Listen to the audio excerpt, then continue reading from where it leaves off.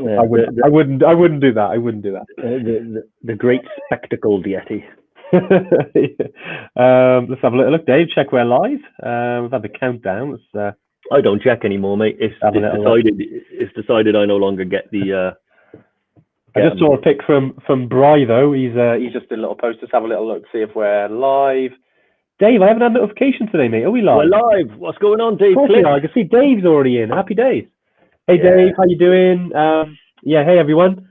Another Tuesday. So these weeks seem to be flying by, don't they? Even for 2021. But thanks if you joined us today. Hey, Dave. Hey, Mark. If you have joined us, do comment just so we know who's around. Give us a namaste or a hello or however you want to say hey. Hey, Shona. Hey, Jess. It's another week. It's flown by. Dave has got a new pair of glasses. Dave looking very, very cool, mate, I've got to say. Yeah. Looking very intelligent this week. I feel intelligent. Suddenly I understand everything that Stephen Hawking was talking about, all of that stuff. Spectacles are now, to be fair, got told about 2 years ago needed to wear glasses. Right. Haven't done, and have now had to admit defeat.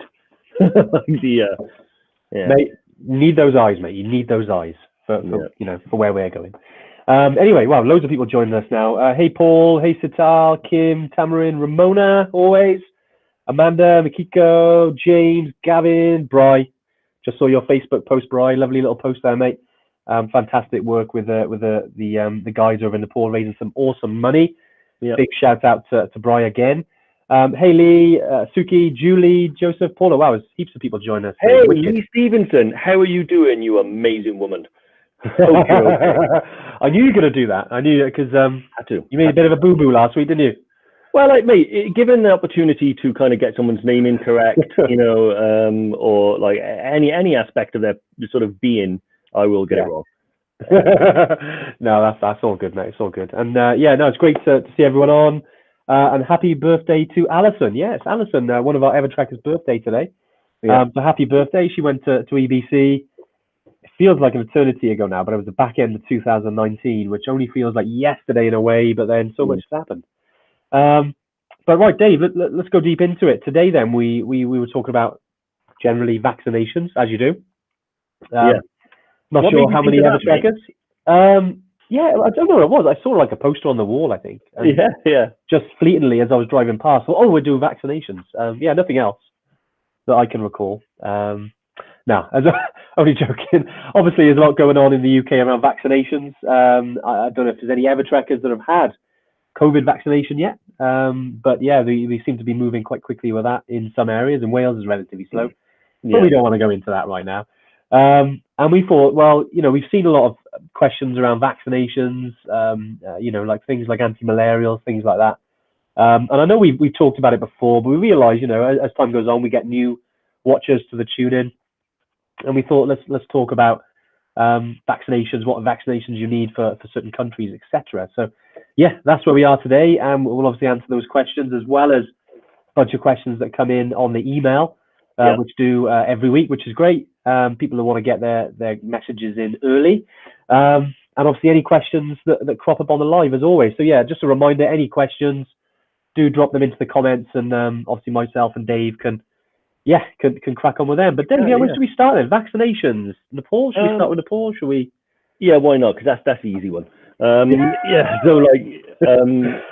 it's one of those things, where it's weird, vaccinations, because it's one of those things that's like, you know me, and it's like one of the foremost things I think about. Like I've been vaccinated for literally everything. I can't wait to get my COVID vaccine. Far from being paranoid about it, I almost wishing my years away so I could qualify.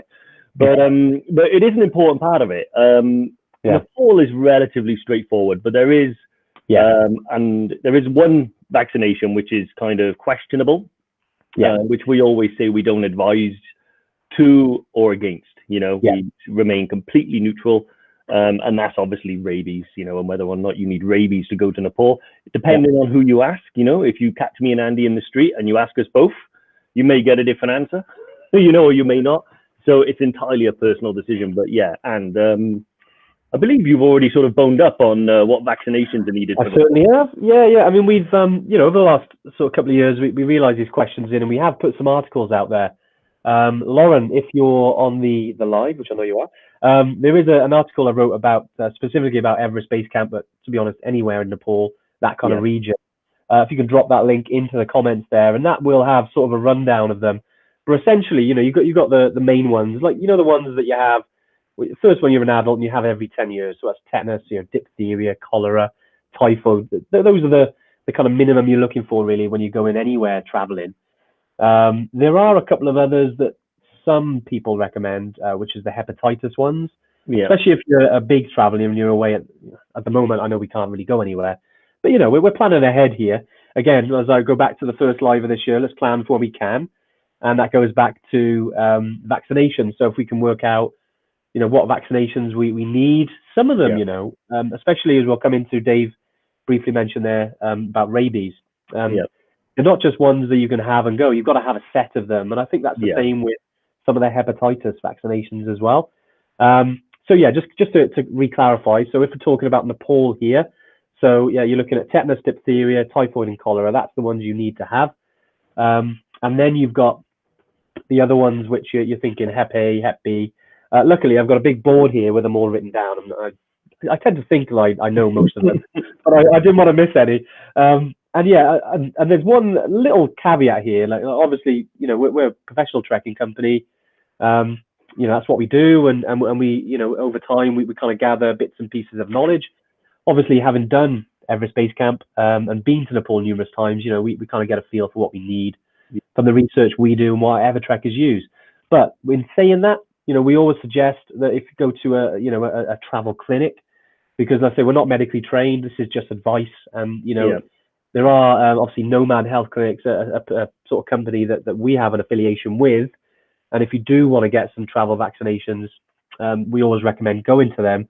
You do get some bits of discount. I think you get a free consultation if you get your vaccinations with them, if you just mention Evertrek. So something that could potentially help if you're looking at getting any vaccinations. But there's also a website called I think it's fitforhealth.nhs. Really good website. If you have a look at Nepal in there, again, Lauren, if you can, the Fit for Health website for the NHS, and if you put Nepal in there, you can see it has a whole list of all the injections. One of them is COVID, because at the bottom it says we recommend you not traveling to this country now, and as we know, that's where we're at. But for everything else, COVID aside, it's got a really in-depth sort of information in terms of what you need. So it's very, there's loads of information out there, but essentially, fit for travel, sorry, Shona. With basically with injections, those are the kind of main ones. Whilst we're talking about Nepal, we may as well talk about rabies as well. And as Dave said, like Dave, you've had your rabies jabs. I haven't. Mate. You've had pretty much everything except COVID, right? Hep A, B, C. I'm on the waiting list for Hep D, E, and F. So I had rabies vaccination. So it's one of those where with the rabies is a funny one, because although it is prevalent in Nepal, but it's not necessarily in the areas where we go. So it's classed as one where it is like, how long are you going to be in the country for? Where are you going to be going in the country? For the purposes of what we do, it's not strictly needed, but it depends on your comfort level. Like I know me, probably Ramona and a few others. Like if I see a friendly dog, I'm going to go over and give him a rub. You're there, aren't you? Yeah, he's getting petted. But I think it's predominantly monkeys and stuff like that in the lower altitudes. However, it's one of those where, so you have 3 injections, and there's, I think, intramuscular and then another type, which, and depending on which ones you go for, one of them is like over 2 weeks, one of them is over like a week. But it's one of those where it doesn't mean that, like, even if you get bit by a rabid monkey, that you're good to go. You don't have to get treatment or anything like that. You still have to get treatment. Essentially what it does is it kind of inoculates you and buys you time. So my understanding is, I'm sure that someone on here knows more about it than me. There's the first injection, which I had 3, and I was told the first injection that I got starts the ball rolling, but doesn't really provide much protection. The second injection that I had buys me time. So whereas normally you get like 24 hours to go and get rabies treatment, it maybe buys you a week. And then the third one protects you against it for a much longer period of time, but you always still need to go back to the hospital and still get sort of treated for it. And have you got rabies now? I haven't actually got rabies in terms of the actual virus. I know I'm going mad anyway, but no. With regards to rabies, no, I haven't. I haven't been vaccinated for rabies. I've not one, but I will. It's something I'm thinking about now. I mean, essentially with all the traveling we do. I mean, the thing is, I lived in Thailand for about 8-9 months, and there's rabies there. I thing is, when you're traveling a lot, you're always erring on the side of caution, and you can have every vaccination under the sun. And from a professional opinion, most of it, we there are certain ones that we say, okay, recommend having these, but the rest are optional. It depends on what sort of traveler you are, whether you're you don't mind the sort of risk, because they are very, very, very rare of certain things happening. Like I've seen a question coming here, I think it was from Jerome, around Japanese encephalitis, and again, that's not one I've had. I know lots of people who've had it, who've had the injection, who've traveled. Dave, I think you're one, because the nurse went, "Do you want this?" And you're like, "Yep." Like, she didn't even finish saying the sentence, and you said, "Yeah." Well, the thing is, I went to my GP, and to be fair, the GP will provide you with, I think, all the basic ones for free, but pretty much like rabies, Japanese encephalitis, and stuff like that, I think you have to pay for. Well, I basically, I went to get my vaccinations in 2016, the first time I went to EBC, and they left the fridge open, no word of a lie. So all the vaccines were destroyed, and then by virtue of necessity, last minute, I had to find a private clinic, so I stumbled on Nomad. And as I was paying for it, then, well, give me everything. Like, if I'm paying for it, then you may as well vaccinate, like meningitis, Japanese encephalitis, all of that stuff. But as my understanding is that based on where you're going, it's not needed. Neither is yellow fever and stuff like that, although they're pretty much more concerned about that with Africa, really. That's more Africa, John, the great bald Yeti, has said that he doesn't have rabies. I don't believe that. I believe he had it and it made all his hair fall out. That was the only symptom he had. No, with just to finish off about Japanese encephalitis, it's any jungle area really that's in Asia. That's why when I lived in Thailand, they recommended it to me, and I was like, it's okay. Because there's certain ones you need and certain ones that are, again, they're optional. And Shona makes a good point there in terms of Nepal. If you are staying down in the jungle region, which would be basically near Chitwan National Park, because you're kind of southern Nepal, really, quite close to the India border. And again, very, very rare. But if you want that peace of mind, maybe think about that. And like I said, I've been down to Chitwan. It's not something that is very, very common down there. But again, if you look on these websites, there is very, very small risk in these areas. So it is an optional one to think about, at least for that particular region.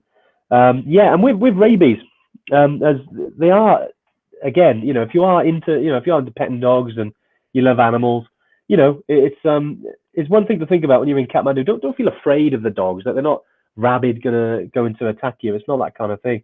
It's more about just having that peace of mind that even if a scratch happens or something that just almost unexpected, then at least you're covered. But they are a little bit expensive, so do factor that in. I think Ramona's put in there, it's roughly about £60 for them. I've seen them a lot more expensive, really. I thought they were up to like £150 for 3 injections, depending on who you're going to. I think that's with Nomad is roughly that cost. And one thing as well, I think Mark mentioned, Mark Van Rossum, is also worth taking into account if you're planning to get these injections, is that obviously the NHS is chocker right now with everything else going on. So do kind of factor that into any planning regarding injections. It might take longer than planned to get these, over the next sort of 6 months, really, or 6 to 9 months. And to be fair, the dogs, like Andy said, they're pretty much, it's more the monkeys, I think. But I'd be more worried about being bitten by a monkey. The monkeys are the only animal that I won't try and pet. I'll like to stay away from them, because they're quite sort of, let's have you then. They're not messing around. I actually remember Edwin, who I traveled with. He did this amazing thing which I'd never seen anyone do before. So when you go to the monkey temple, there are lots of vendors there and stuff like that. And one of the things they do is they sell you a bowl full of bananas. You got to bring the bowl back, otherwise they charge you for it. And I've never seen anyone do it before, because the last thing you want to do is attract these little devils to you. But so he bought one, and he was going around and throwing bananas. It was actually quite cute, and I actually threw a banana. Then a monkey came up and snatched the bowl. He tried to snatch the bowl back, and the monkey went straight for his jaffers, like Wow. literally jumped and sort of grabbed him and stuff like that. And it was like, oh my god, no! And in the end, you had to pay for the bowl. But it was So monkeys are far more careful. I think Ramona, her biggest problem will be like staying away from the cats. There are some cats there. I was just reading a comment by her. She said, "I specialize in taming them." Like, I don't know why, but it brought to my mind. They're not her cats. You know that movie Misery?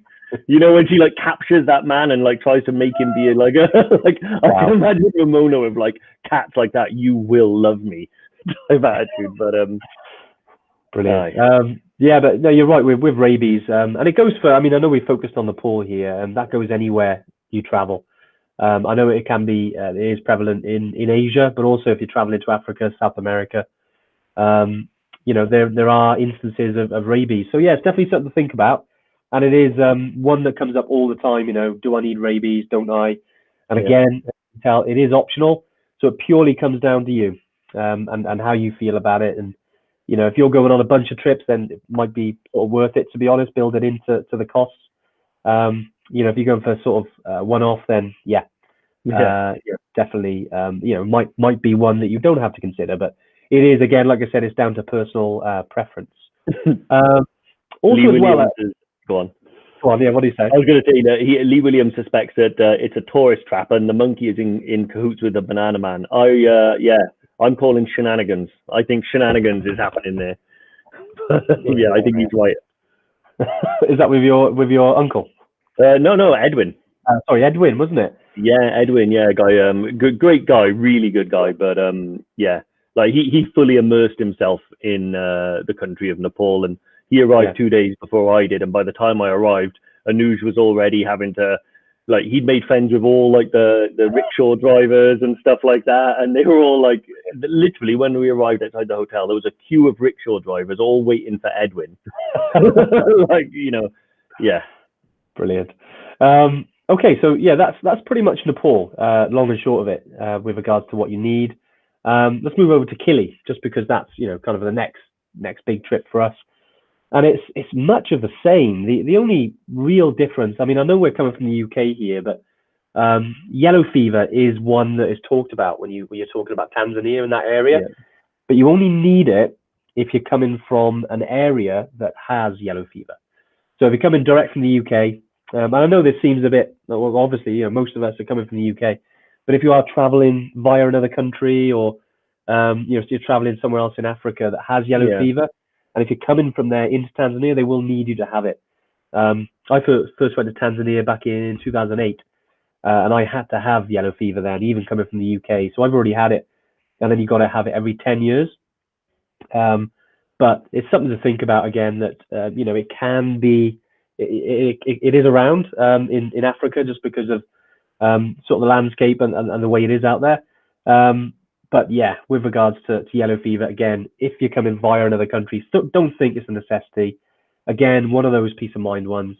Like Dave, like if you're coming from the UK and you go into Tanzania, I'd probably say, well, you probably don't need it then, right? No, you don't know. So if you, so there's you don't need it. No, it's say because we go via, we tend to go via Qatar. So it's not in Qatar. That's not on the list of countries where you need to be vaccinated with it. However, what you can do, if you're particularly sort of worried about being stopped about it, you can pay for, and I think it might be like a tenner or something, like an exempt form. So you can go to like a travel clinic and you can buy one that basically you can hand over to immigration, and it can show your travel plans and it can show that you're exempt. So if there are any questions, you can say, this is the advice I was given. I'm exempt. I don't need it. But like Andy said, if you are traveling through, like say you were going to like Kenya or somewhere else first, and then you were coming in and there's yellow fever in the transit point, whether that be another place in Africa or elsewhere, then definitely, it's something you might want to consider, because when you get stopped and they see you've come from that country, they will ask for your vaccination card. I suppose the other biggie, the one that stands out from Tanzania as well, and is malaria, which is very definitely not like rabies. It is at the forefront of your mind, and you have to protect yourself from it. I think so to start off with, that means taking sort of anti-malarials, and I suppose the two, and I've tried them both. Andy, you've stuck with Malarone. Yeah, I've had a few different types over the years, but yeah, Malarone seems to be my go-to now, even though it's, it does give you crazy dreams. I love it, mate. It was amazing. So the first time me and you went to Tanzania, I remember I took doxycycline or doxycycline, doxy basically. And there's a couple of issues with this one. I took it mainly because I didn't want to experience the dreams or any disturbances. So you have to take it for a week before you go. Then you have to take it for the entire time you're there. And then you have to take it for a month after you come back. And I believe the reason is because doxycycline catches it when it's in the blood, which is a later stage than Malarone.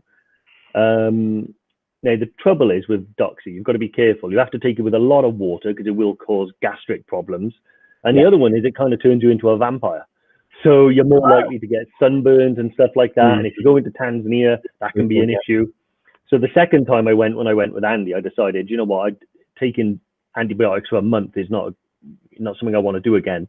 So I went for Malarone, and I took mine in the morning, except for one day when I forgot and I took it before bed. It's amazing. It's like Lord of the Rings in your brain during the night, isn't it? And you go on these epic adventures.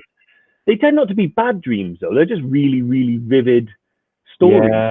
I think someone mentioned before, I think we did a live probably about 6 months ago now, and someone mentioned why that was. I can't recall exactly, but yeah, it's something to do with Malarone. It triggers that part of your brain. It's pretty crazy dreams actually. It was pretty nuts, but and that to think about. And that one, what is it? 2 or 3 days before you go, for the entire period you're there, and then for I think a week after you get back, so it's much easier. But one thing I will say, because I have heard stories where people only take it sort of when they're in Moshi and in the town, and they don't take it on the mountain. When there are mosquitoes on the mountain, I can guarantee you that. I didn't think I'd see any from like Camp 1. Nah, they are there, and they go quite high. Secondly, you want to make sure that you're still protected when you come down. So good point. And Tanzania as well is famed for. I remember when I was there and I said to Andy, I was like, I don't think Tanzania is that bad for malaria, is it? And Andy kind of raised an eyebrow and said, no, I think it is. And then when I looked it up, it can be, yeah. Yeah, you've heard the stories about Ross Kemp and I can't remember the other pop star's name, the girl. I'm rubbish with celebrities. Anyway, she was in Girls Aloud. I can't remember her name. But they both had malaria, and I think it was because they didn't take any malarials whilst they were in Tanzania, and ended up quite well. Shell Cole. Here we go. Just rung a bell then. Yeah, nice. Here we go. Showing us on the right. Yeah, Cheryl Cole. Here we go. This is like a quiz now, isn't it? This is a good challenge. Great stuff. Yeah, so with anti-malarials then, very important, definitely. And I know that definitely speak to this is for all the ladies out there. If you are on sort of on the pill, do speak to again the travel clinic, because there's some anti-malarials that don't go so well with it. So definitely worth chatting with travel clinic just so they can recommend. I forgot the name of the actual one they recommend. I'll have to do a bit of research. If anyone here knows that, do share it with us.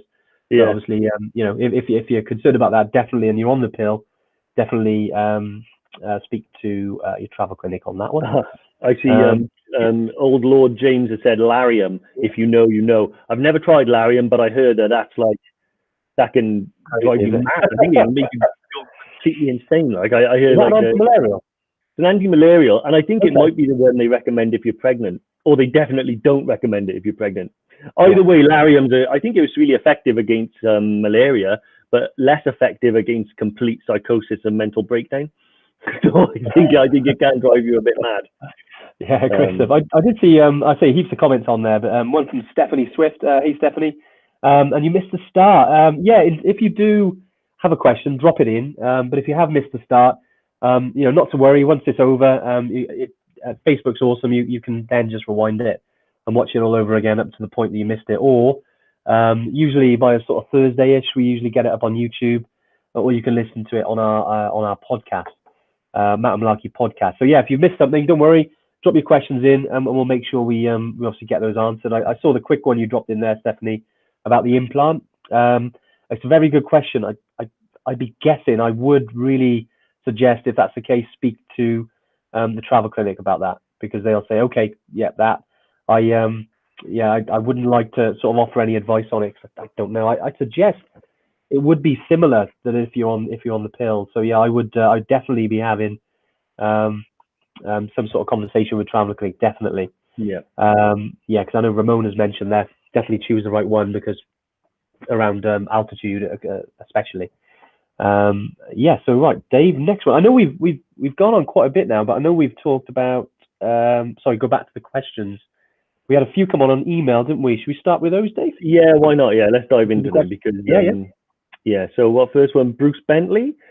Yeah. Hi, Andy and Dave. Recently moved my trek dates to March 22.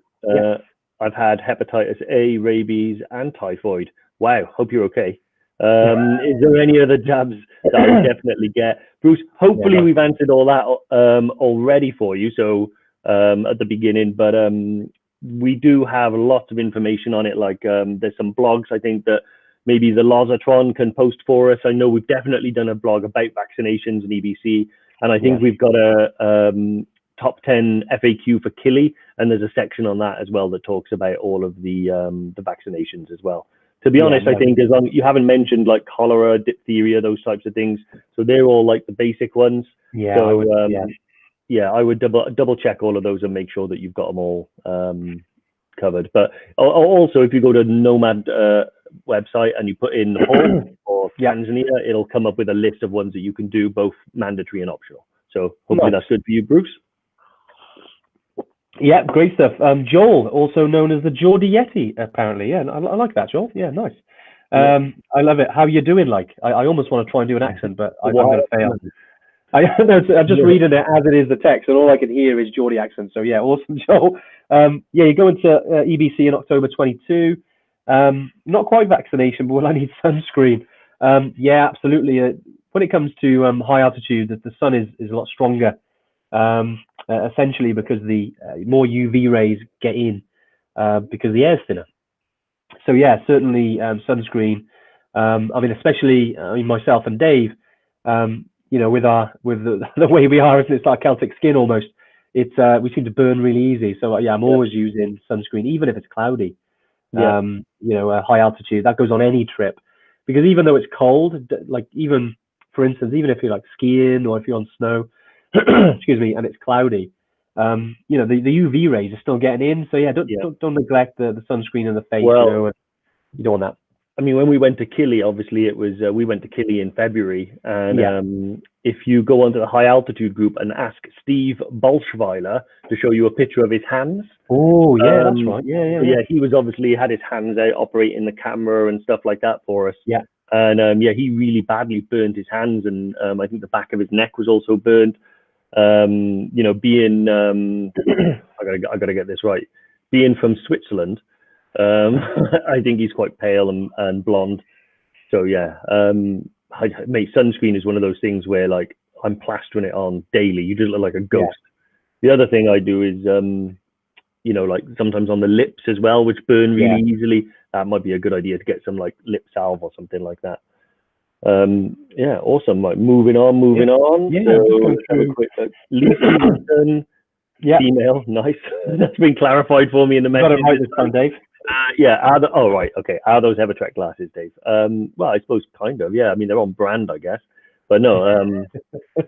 Finally had to admit defeat and use them. And They're looking cool. They're looking cool, mate. I've seen you with them before, and I was like, Dave, where's your glasses? And you were like, right, I finally have to start wearing them now. It's I fought off the need. Like I got told, like I don't know, 5-6 years ago that I should have a pair. 2 years ago, I got told, no, Dave, honestly, you really do need a pair. And now 2 years hence, I've decided that I'm going to wear them. What I used to think of it is like needing glasses but not wearing them was almost like weightlifting for the eyes, making them stronger through adversity. I've since found out it doesn't work like that. Nice. Ocular degeneration is just a fact. It is, mate. It is. But at least you're going to slow it down now with those glasses. Yeah. Yeah. But mate, you're going to need them when you climb Everest, right? Contacts, probably, make contacts. Okay. Unless they freeze. But yeah, I'm not totally late. I mean, I can kind of, oh, where have you gone? Yeah, go in there. I got a couple. Sorry, guys. Yeah, just going through some of the messages come in. I think it was Tina Barrett. Your jacket has now arrived.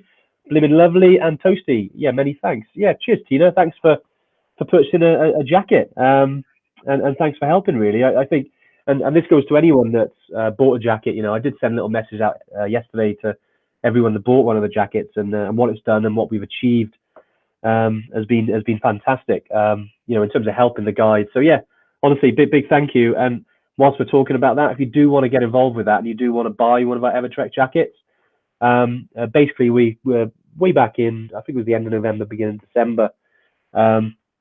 We organised for a batch of jackets to get produced over in Nepal, down jackets. And they are, you know, they're really good. They're suitable for like the Everest region, you know, or for climbing Kili, obviously the winter in the UK. And we thought, right, we'll do those. We'll make a batch of those, and all the profits then can go towards supporting the guides and the staff locally in sort of Kathmandu and the surrounding area there. And you know what? It's been fantastic. I mean, I think it's supported about 60 of the guides. Anuj, who's our sort of operations manager in Nepal, he did a little bit of a sort of gathering where we dished out all the supplies and all of the you know, a bit of money as well to help them, because in Kathmandu it's quite challenging. Yeah. In the sort of mountain regions where, you know, some of the guys own land and they got farms, it's a bit different because they can grow their food. They, you know, whereas in Kathmandu, you know, you've got the rent, you've got all the different stuff that you need to survive. You know, gas, because it's, you know, to heat your food. It's quite challenging. So yeah, it's very important for the guys in Kathmandu. So that's made a hell of a difference. Yeah. So yeah, really big thanks. And if you do want to get involved, Lauren, if you can chuck the link here for the down jackets. If you want to grab them, we are going to be doing a batch over the next couple of weeks. I think we've got about 7 or 8 already. We get a few more, then we can get a batch sent over, obviously with the sizes, and then, you know, be awesome if you wanted to do that. So yeah, if you want to grab yourself a jacket, thought I'd mention, yeah, just click on the link. I think Lauren, if you could drop the link into the comments, that would be awesome. Awesome. Go for it. Right. Yeah. What else, Dave? What else we got? Let's have a quick look now. So, interesting one here. I wonder if I know someone that can answer it. So, Ellen has asked, hi guys, my inhalers for asthma are pressurized. Will they be okay to take, or do you need to get them changed? Anyone with asthma? And do you know anyone? I do. Yeah, you. I think you. I've seen you. I think you use an inhaler. Yeah, yes, I do. Yeah, I use a couple. Ellen, yeah, thanks for joining us. Yeah, we did. I mean, I'll obviously take on the question, but we also did one. I think it was back in the autumn, and it was a whole Tuesday tune-in around asthma, called "Take My Breath Away."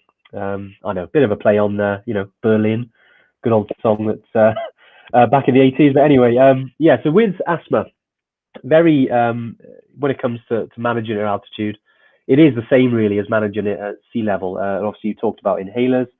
They're fine to take. You know, I know that people who've climbed Everest and they've got asthma. And I've had to use certain inhalers. I mean, it depends on what inhalers you've got and medication. You know, you've got the sort of preventative, you know, one you take every day, and then you've got the one you take if you're kind of struggling, if you like. I think it's a Ventolin inhaler. So it depends on what you've got there. But yeah, definitely keep those with you. They are fine at altitude, like they obviously don't explode or anything. You know, and definitely, you know, make sure that if you are going to altitude, that you kind of treat it the same. But you know what is one thing I've learned, it doesn't really change that much. You still breathe the same. Yeah. You know, you still get out of breath the same. You may sort of breathe more often because, you know, you're trying to catch your breath, but so is everyone else. The people who haven't got asthma, because it's altitude, you're kind of on a level playing field. So yeah, you'd be surprised what you can achieve at altitude, Ellen. So I hope that answers your question. And do check out the previous lives as well. If you just go into the Evertrek Facebook page and have a little look at the live videos, and you see "Take My Breath Away," have a look at that one specifically if you want a bit more info on sort of asthma and managing asthma at altitude. Yeah, awesome. So little question here from Stephanie Swift. Hello, Stephanie. Hello. So your initial question was you were looking to work in Canada, but things might not be able to. Okay, so I see you were due to go to EBC September 2023 with the wages you earned from that. totally understand it's crazy at the moment. I know a lot of people's work and pay has been disrupted. Yeah. So asking about if you can't afford the trip, what are your options vis-a-vis refund and stuff like that. So first thing I would say, Stephanie, is if you want to go to EBC in 2023, we are going to get you to EBC in 2023. Yeah. But maybe drop us an email because we'll work with you on a one-to-one basis and try and make sure that it's affordable for you. And even if that involves moving the trip date around to allow more time. But as always, we do have like, monthly payment options for you to make it more manageable and things like that. There's a couple of like, stipulations. As long as like 50% is paid 6 months before you go, that's fine. But like I said, that's for 2023. We will be opening more dates beyond 2023. So, maybe if we need to buy you some time and move the date around, that's fine. Yeah. But maybe drop us an email and I'll have a chat to you one-to-one and we can sort that out. So yeah, hopefully that's all good. But we're still going to make it happen. Yeah, absolutely. Yeah, we don't like to say no at Evertrek, Steph. So, we'd love to make it happen for you. If you want to go there and, just a matter of time, then when we'll make it happen for you, let's plan for when we can, that's where we're at the moment. So yeah, we'd love to make that happen. Ramona's asking, is that sunglasses on your head? Yeah, even these are sunglasses, so not necessarily, and I can't even see out of them. But even though it's not sunny outside, it's a habit. I wear these pretty much every day. Usually it's just to keep the hair from being controlled. So yeah, just to answer your question, nice, Ramona. I want to say as well, Ramona's mentioned. I thought it was really nice to mention this. I think it was Ramona's partner Gaz. There's another group, but they sort of gathered, was it the group together and bought us trail shoes for EBC? That's nice. I bet that was emotional, Ramona. Yeah, well done. I love that. Brilliant. Awesome. Let's have a look here. Bobby Bennett or Bobby B. Hopefully going to plan a trip to base camp for 3, looking for a phone number. Phone number 02920 003 216. Yeah. Or email info@evertrek.co.uk. And my friend, you and your 2 friends will be going to EBC. Guaranteed. Easy as that. Just a phone call. Yeah, that's it. I missed that message, but hey, Bobby, yeah, we'd love to have you with us. Just drop us a message and obviously we'd make it happen for you. No problem at all. Tina asked a good question. I'm not sure, Dave, you might be the one to answer this about contact lenses. Because I think Tina uses glasses on Trek. Have you used contact lenses at altitude? I know there's some people. My dad, I believe, did. Okay. He wears contact lenses all the time. I don't know if he wore them or not. I mean, I can try and find out. To be honest, it's one of those. But I suppose the only issue is, I don't think that. What would the issue be like? So whether they froze or something like that. But I don't imagine that. I don't imagine that would happen if it's against your eye. I think more of an issue would be sort of when you sometimes at altitude, it's obviously a very dry and arid. Even though you're walking on a glacier, like the wind and dust and stuff like that can sometimes dry your eyes, dry your lips and stuff like that. So my only thing would be obviously just make sure that doesn't cause a problem with the dust and things like that. Yeah. But otherwise, as long as I suppose you're on top of that, I don't imagine there'll be a problem. I'm sure people have trekked for them. Personally, I haven't, but it's a good question, and I am going to endeavour to find the answer for you. It's. I know people. I've been trekking whilst people are doing it, and they did have some problems with some dust. So if you can have, I know some because I haven't used them myself. But you can have some sort of rinsing liquid that you can sort of clean them. Make sure you got that with you. Yeah, would be my recommendation. But just especially with dust, I'd say. I think just looking at a couple of comments coming in here. Ramona mentioned mirror. Jerome's mentioned about because he's done Killy about the dust. So something to think about there. And that'd be interesting. Always good to see what Doug has up his sleeve with that. But I've messaged the great Sloth Yeti himself, and let's see if he gets back to me before the. He was according to WhatsApp, he was live about 10 minutes ago, so maybe I'll send him a double question mark. There you go, just did that then. Tell him the Evertrackers are after it. But, James asked about 2024 dates for Aconcagua. James, wow, you're being organised, but I like it. Yeah, we are looking. I was messaging someone yesterday. It was 3 people who are looking at the January trip next year for Aconcagua, which we're hoping to do ourselves actually. Obviously, this year has been, again, it's difficult at the moment with planning anything right now, but we were going to be looking to do it at the end of this year. I think the first trip for Aconcagua is going to be next January. but yeah, certainly with regards to dates. I mean, obviously we've got dates next year, 2023. None for 24 yet, but it won't be too long because even it seems weird. It seems weird that we're saying 2024, but then we think, okay, well we are in 2021 now.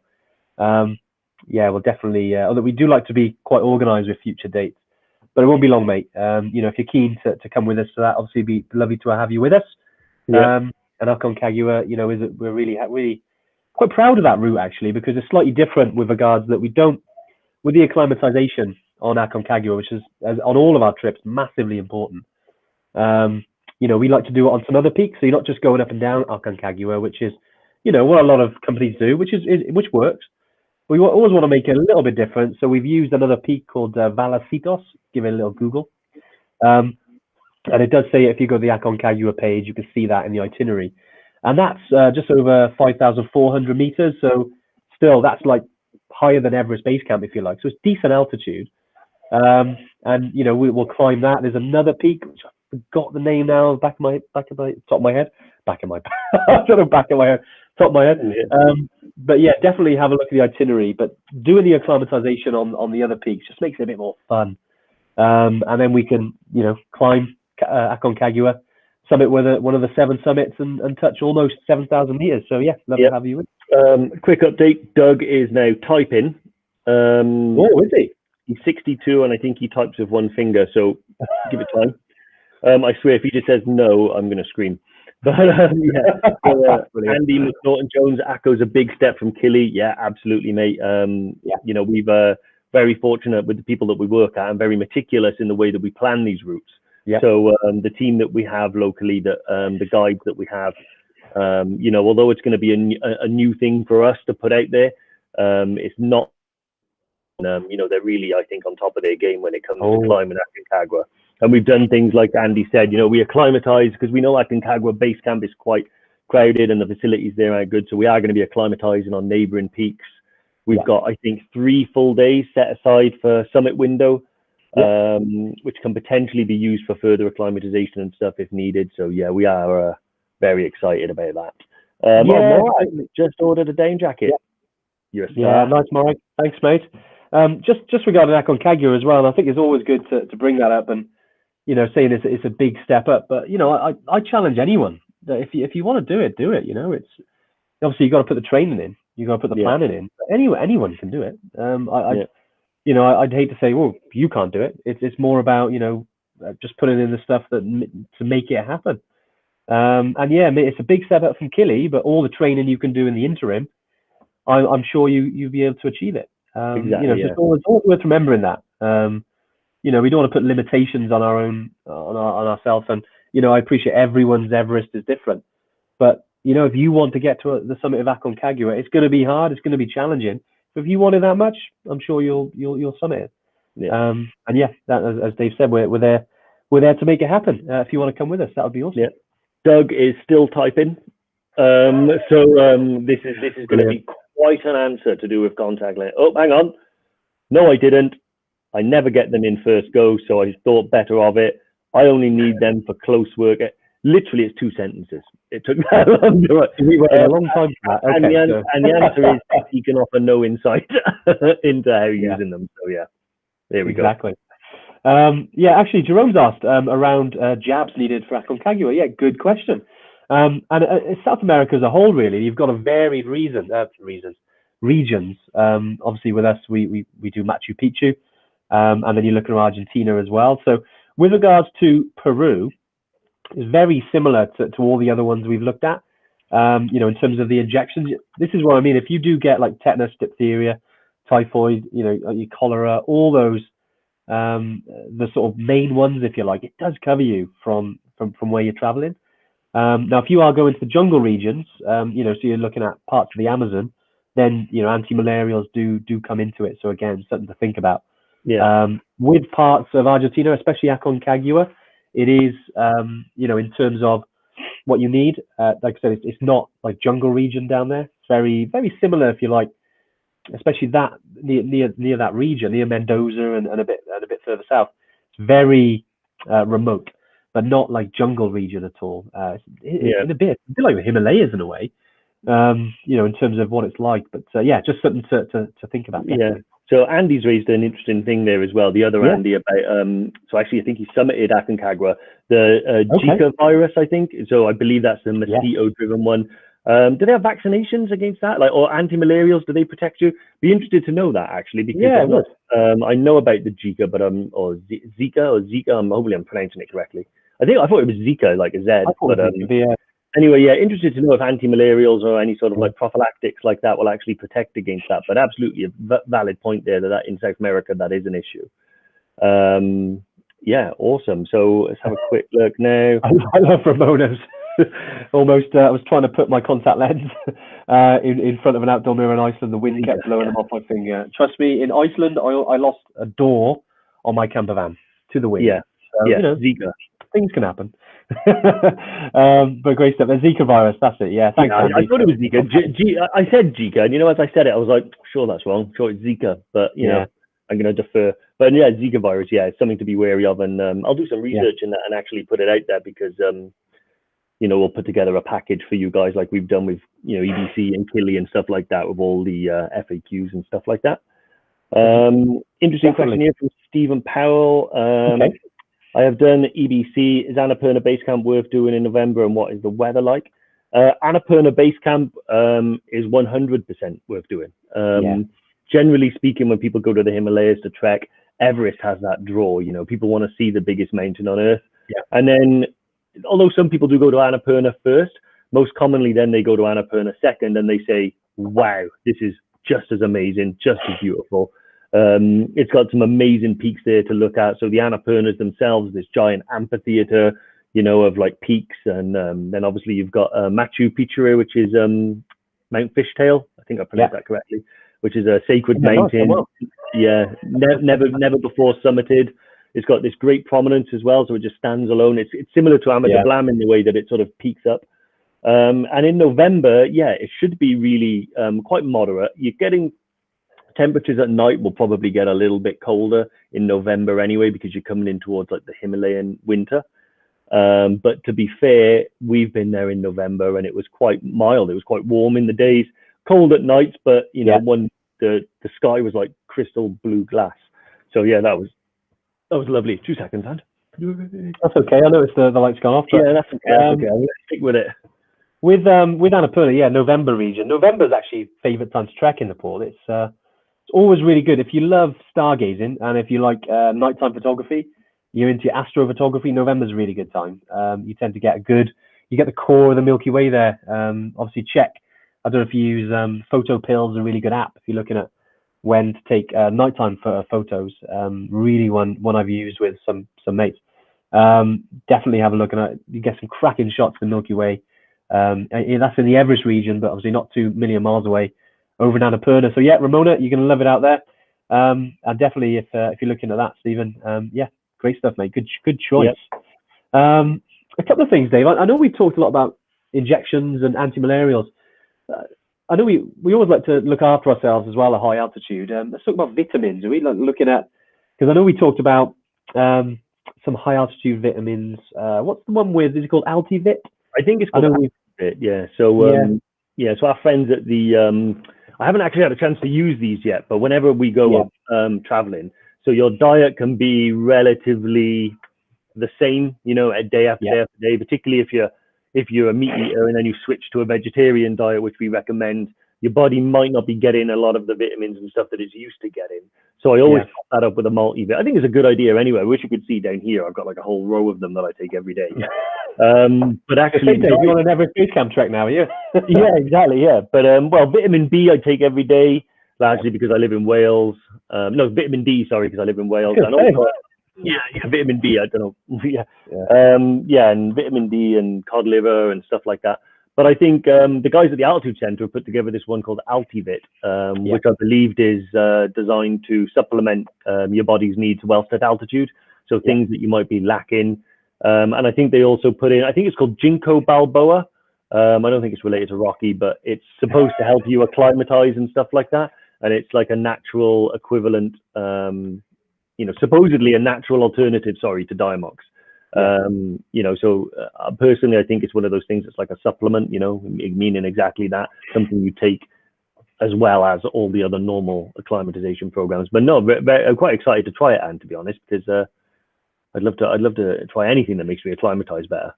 Well, it's like anything, you know, we always talk about it's not, you know, never rely on these things. The tried and tested acclimatization process, going slow, drinking plenty of water, looking after yourself, you know, staying positive, keeping a strong mind and a strong heart. You know, the tried and tested, you know, hike high, sleep low, all of that. Like these supplements, they might help a tiny percentage, you know, and they can do, but it's again just about keeping your body in the best place possible.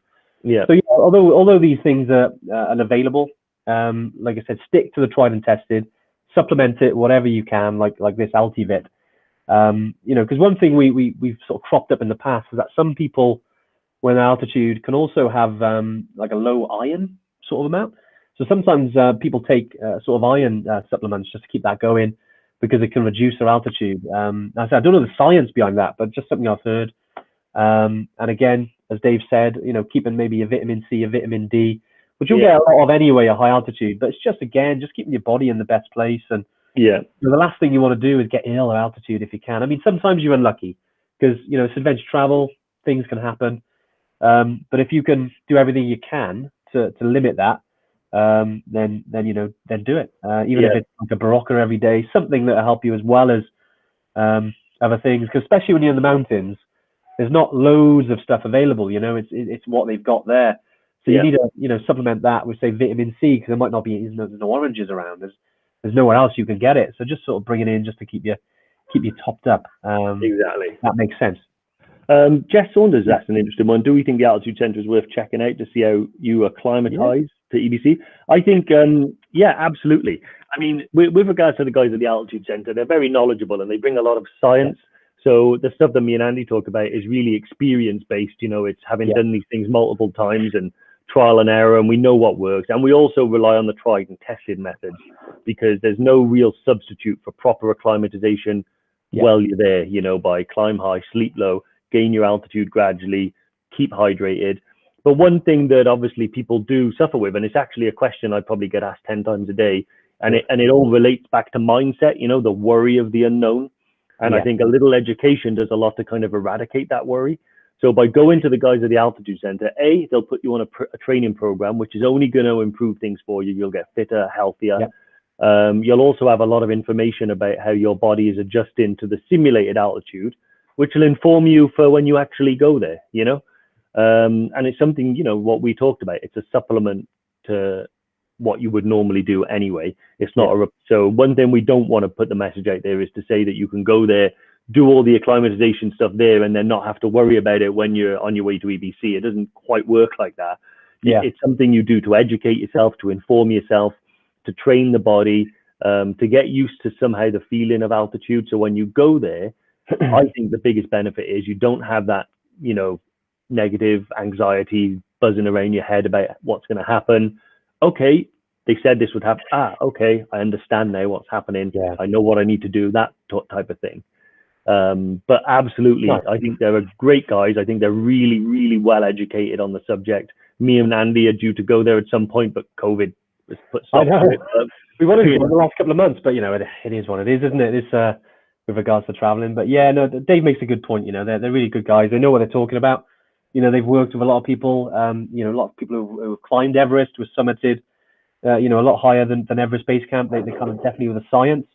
But yeah, like Dave said, when it comes to the tried and tested, we like to focus on that. And this is great from a knowledge point of view. So you know what you're going to get when you turn up, and you'll have an awesome time anyway. I mean, don't forget, you know, these are. I always sometimes look at you ever find a tough moment, always ask yourself, why you're doing this particular thing, why are you going on these challenges, and sometimes you go back to that, it can pick you back up. You know, certainly. Oh, there we go. Oh, I can switch the lights on. Like, you know, and this is where it comes to these challenges. You know, okay, you can learn everything you need to know. Getting out there and doing it is what it's all about. Exactly. I think like I love that saying. I think Andy first said it to me I don't know if you made it up, and I don't think so, but I'm going to credit you anyway, which is, whether you believe you can or you can't, you're probably right. And I love that saying. And when you go to base camp, and when you go to base camp or EBC, the belief in yourself and the belief in the reasons of why you're there, is just as important as all the other things that we do. Because if you believe you can't do it, then you're going to find every excuse you can not to, and every barrier that you come up against is going to seem insurmountable, when in actual fact, with positivity, you can do anything. And it's something actually that Andy does very naturally, and I've actually had to learn. So Andy, naturally, when we go on trips, like, I'll be like, let's go up there, what's over there, what's down here, and yes, we can do it. And I have a tendency to be like, oh, do we have to try that way? That looks like it's going to be really hard.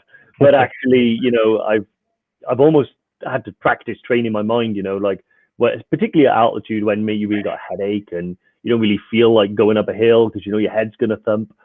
But actually, you need to remember, what it's going to be like up there, and what you're going to feel like when you come down, and having done it. And I can tell you, my life has been immensely improved by doing all of these things. That's why we love what we do in it, and sending people on these trips. Like, exactly, which we can't wait to start doing again. Yeah, exactly. It's like, when someone calls us or emails, they're like, hey, been thinking about EBC for 10 years and I'm ready to book. And then they book, and then a year might pass by, and then they're ready to go. And I'm the trip's ready. I know they're going to go on their flight, and it's weird. I still get butterflies when I know people are going. Like, even though I'm not going, like, I still know what they're going to achieve and what they're going to do and all the fun they're going to have. And yeah, it's awesome. Yeah, go away, COVID, so we can get that feeling back, please. I know, right? Yeah, this is we hope it's been a good one today, and we were thinking about what to talk about. We hope it's been useful in a way. And you got something out of today. Jerome there, my wife says my biggest fault is I'm stubborn. I always don't see it as a fault. It's stubborn can be a negative or a positive thing. I think, Jerome, maybe it could be a positive thing, is that you're so stubborn that you won't let it defeat you. That's almost, think of it as the positive way. Frame it differently, because I don't see it as a fault. Okay, maybe your wife does. But the fault is that you won't let any challenge stop you. Yeah. You're going for it. See it like that. And see the positive in that situation, mate. Yeah. Well, yaks are some of the most stubborn animals I've ever met in my life, and they do incredibly well at altitude. So yeah, you'll probably be fine. Yeah, definitely. Okay. Well, Dave, right, I think coming towards the end now, I think we've got loads of questions answered today. Hope it's been really helpful. Anything before we finish off, Dave? I think that's it, mate. I think that's it. Yeah, pretty happy with today. I think it's been a good one. It's with the talk of vaccinations and stuff like that about COVID, it's a good springboard for us to talk about all the awesome reasons you might want to get a vaccination. So yeah, I'm really happy that we've had a chance to talk about. You don't have to get a vaccination to avoid COVID. You can actually get them to go to Kili, to go to EBC, to go to Aconcagua. All of these amazing things. So yeah, no, it's been good. Enjoyed it. And the spectacles have helped. I can actually read the questions now without having to zoom them in. So all that clarity, mate. It's all about the clarity, right? Yeah, exactly. All right, guys. Right, great stuff. Well, thanks for joining us, and we'll catch you next Tuesday. Take care, guys. Bye. Bye.